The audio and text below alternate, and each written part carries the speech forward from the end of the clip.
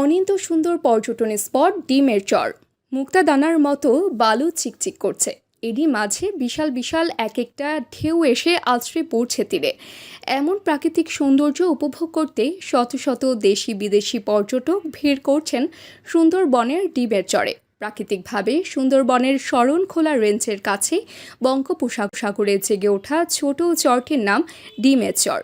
চরটি দেখতে অনেকটা ডিমের মতো বিধায় একে ডিমের চর বলা হয়।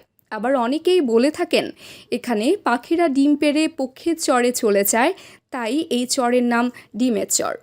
লাল কাঁকড়ার খুনসুটির মনোমুগ্ধকর এমন দৃশ্যের দেখা মিলবে এ চরে।